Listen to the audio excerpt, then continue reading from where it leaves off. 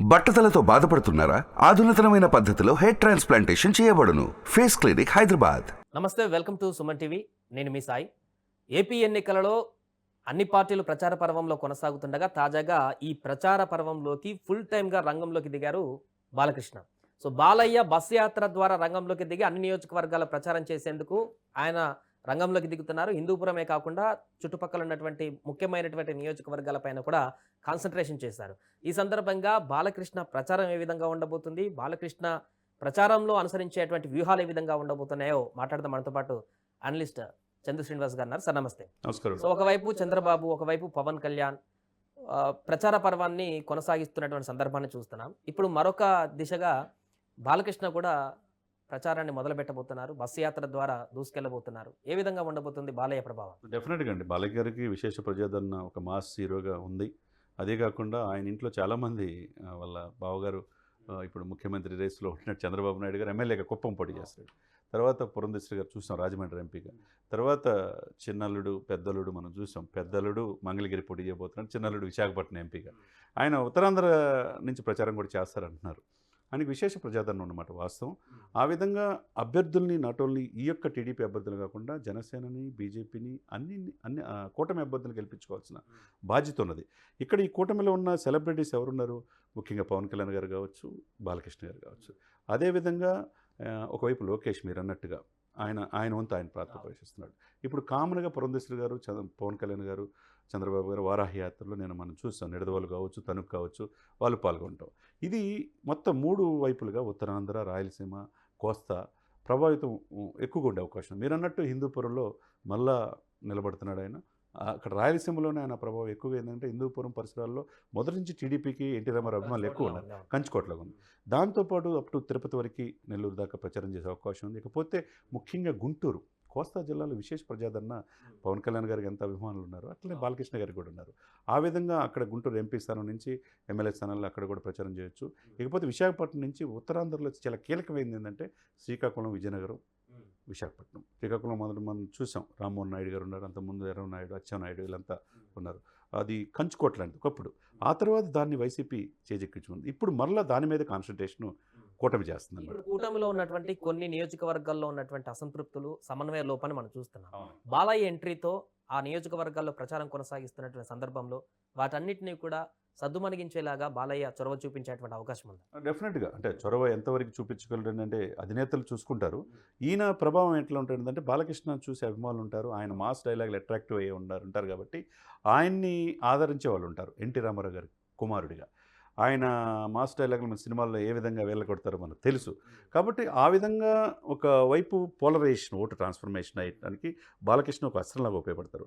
అదే సమయంలో మీరన్నట్టుగా ఎక్కడికక్కడ చిన్న చిన్న టికెట్లు రానోళ్ళు, అలకలు, లేకపోతే పార్టీ నుంచి ఫిరాయింపులు, ఇవన్నీ సెట్ చేసుకోవాల్సిన బాధ్యత అధ్యక్షులు చూసుకుంటారు. ఎవరు? పవన్ కళ్యాణ్ గారు కావచ్చు, చంద్రబాబు నాయుడు గారు ఈ కాన్సన్ట్రేషన్ చేస్తారు, పురంధేశ్వరి గారు. ఇప్పుడు ఎప్పటికప్పుడు మానిటరింగ్ చేయడానికి సెంట్రల్ నుంచి బీజేపీ వాళ్ళు వాళ్ళ బృందం ఒక మంత్రులు సెంట్రల్ మినిస్టర్ని పంపిస్తున్నారు. ఎక్కడికైనా అలకలు, ఏదైనా 1-2 సీట్లు మార్చాలి అనుకున్నప్పుడు వీళ్ళు నిర్ణయిస్తారు. కాకపోతే ఈయన బాలకృష్ణ పాయింట్ ఆఫ్ ఏంటంటే ఒక నటుడిగా, ఒక మాస్ లీడర్గా, ఎన్టీ రామారావు గారు వారసుడిగా ఆయన ఆ యొక్క కాన్స్టిట్యున్సీలో ప్రచారం చేస్తే డెఫినెట్గా ఓటర్లని ప్రభావితం చేసే అవకాశం ఉంది. ఈ కూటమికి బెనిఫిట్ అయ్యే అవకాశం స్పష్టంగా ఉంది. హిందూపురంలో కాకుండా ఈసారి బాలకృష్ణకి హిందూపురం చుట్టుపక్కల ఉన్నటువంటి నియోజకవర్గాలపైన కూడా పూర్తి స్థాయిలో కాన్సన్ట్రేషన్ చేసినట్టు కనపడుతుంది. ఈ మధ్యకాలంలో ఆ చుట్టుపక్కల నియోజకవర్గాలపైన కూడా వారితో మాట్లాడడం, ఆ నియోజకవర్గాల నేతలతో మంత్రాలు జరపడం, అక్కడికి ప్రచారానికి వెళ్ళేటువంటి పరిస్థితిని కూడా చూస్తున్నాం.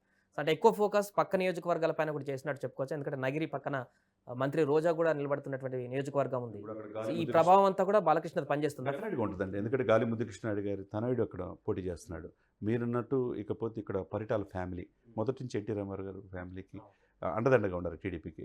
అదేవిధంగా కర్నూలు, నంద్యాల, ఆలగడ్డ, భూమా ఫ్యామిలీ, ఇవన్నీ కూడా వాళ్ళందరితో టచ్లో ఉంటా. రాయలసీమ అంతా ఒకప్పుడు టీడీపీ కంచుకోటలో ఉన్న రాయలసీమని కంప్లీట్గా వైసీపీ క్యాప్చర్ చేసుకుంది. ఒక ఎవరు పయ్యావులు క్యాషో, హిందూపూర్ నుంచి ఈయన బాలకృష్ణ గారు, కుప్పం నుంచి చంద్రబాబు, ఈ 3 స్థానాలు తప్పితే మొత్తం వైసీపీకి వెళ్ళిపోయింది. ఇప్పుడు ఊహించే విధంగా నెల్లూరులో వేమిరెడ్డి వీళ్ళంతా బయటకు రావటం, నెల్లూరులో టీడీపీ, జనసేన ముందుకు వచ్చింది. అదే సమయం రాయలసీమలో కూడా డెఫినెట్గా ఈ బాలకృష్ణ గారి ప్రభావం కావచ్చు, తర్వాత పవన్ కళ్యాణ్ గారి ప్రభావం కావచ్చు, ఏ విధంగా అంతకుముందు కోల్పోయిన టీడీపీకి ఇప్పుడు ఒక బూస్ట్ లాగా బాలకృష్ణ గారి పర్యటన చేసే అవకాశం ఉంది. ఇకపోతే కోస్తా జిల్లాలో ముఖ్యంగా ప్రకాశం, గుంటూరు, ఇటు వచ్చేది కృష్ణా జిల్లాల్లో ఇక్కడ చూడండి, మనం ఎన్టీ రామారావు గారు పుట్టిన ఊరుంది కృష్ణా జిల్లాలో. ఆ జిల్లాకు కూడా అలా ఎన్టీ రామారావు గారి పేరు హెల్త్ యూనివర్సిటీకి ఇట్లా పెడతాం ఇవన్నీ చూసాం మనం గతంలో. ఈ 3 జిల్లాల్లో కూడా ఎక్కువగా బాలకృష్ణ ప్రభావం ఉండే అవకాశం ఉన్నది. ఏ విధంగా చూసుకున్నా ఈయన ప్రయత్నం అనేది తన హిందూపూర్కే పరిమితం కాకుండా రాష్ట్ర వ్యాప్తంగా తన వంతు ఒక చైతన్యంగా ఒక బస్సు యాత్ర చేపట్టడం అనేది ఒక మంచి పరిణామంగా భావించాలి. అవును. అంటే ఇలాంటి బస్సు యాత్ర చేస్తున్నటువంటి సందర్భంలో కొన్ని సెలెక్టెడ్ నియోజకవర్గాలకి వెళ్లాల్సి ఉంటుంది. ఎందుకంటే ఇప్పటికీ కొన్ని క్లారిటీ లేవు. ఈ కూటమిలో నియోజకవర్గాలకు సంబంధించి మార్పు చేర్పులు ఉంటాయనేటువంటి వార్త వినపడుతుంది. అలాంటి దాంట్లో అనపర్తి ఒకటి, తంగలపల్లి ఇట్లాంటివి ఉన్నాయి. సో అక్కడ మార్చేటువంటి అవకాశం ఉందా? ఈక్వేషన్స్ మారేటువంటి అవకాశం ఉందా? వెళ్ళిపోతారు. ఒక 4-5 స్థానాలు అయితే మార్చే అవకాశం ఉందని స్పష్టంగా నిన్న వాళ్ళు కలిసిన దాన్ని బట్టి అర్థమవుతుంది. అది యాజ్ ఎర్లీ యాజ్ పాసిబుల్. ఎందుకంటే ఈ రోజు చూసుకుంటే అండి 13, నెక్స్ట్ మంత్ 13కి ఎలక్షన్, అంటే చేతిలో 30 రోజులే సమయం ఎవరికైనా.